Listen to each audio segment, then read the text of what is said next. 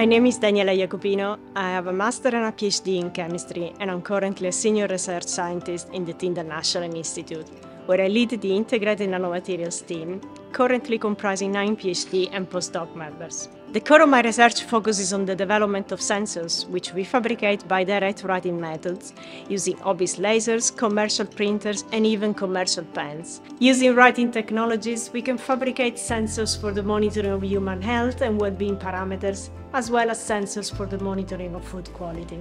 For example, my team uses lasers to pattern carbon-based flexible electrochemical sensors.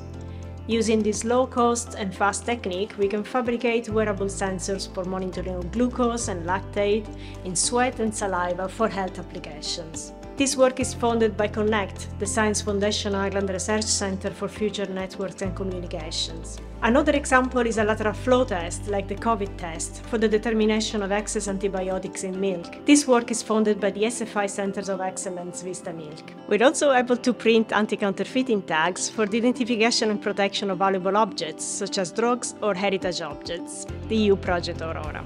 A related and core interest of the group is also sustainability. As much as possible, our sensors are made by using low environmental footprint fabrication methods, avoiding the use of chemicals and harsh conditions, while also producing no waste. We also use abundant and non-renewable materials as constituents, aiming at fabricating fully biodegradable devices. Developing a network is critical to my career development. Through my networks, at a EU and national level, I'm engaged in and lead international collaborative projects. My IEEE membership is a network that has supported me in my career successes. We are always eager to engage new talents. To find out more about our range of exciting research opportunities, please visit tyndall.ie.